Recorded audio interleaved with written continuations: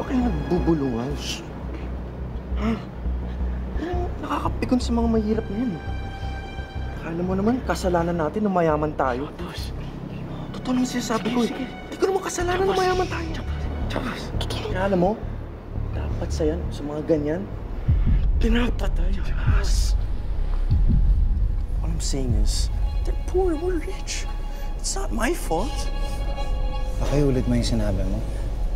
You heard me loud and clear. Ulitin mo yung sinabi mo. Bibilhin nyo lang ang kalayaan nyo! Sir! Sir! Paano wala pong babayad? Mahirap lang kasi ako. Eh, di patay ka. Unless, kayang mo umutang sa bangko ni Japas Cheng. Di ganun kadali yun.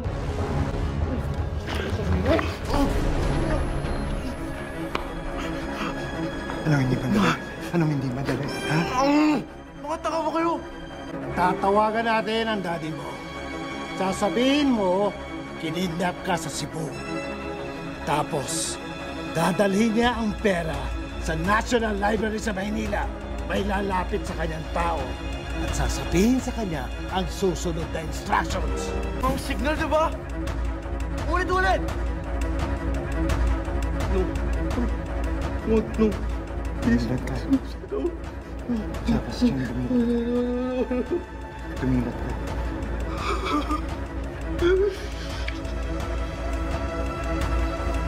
Daddy mo.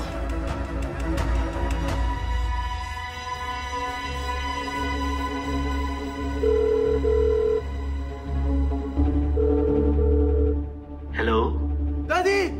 Nandito kami sa La Playa Roja! Kinidnap kami dito! This is Jacob Chen. I'm unable to answer the phone right now.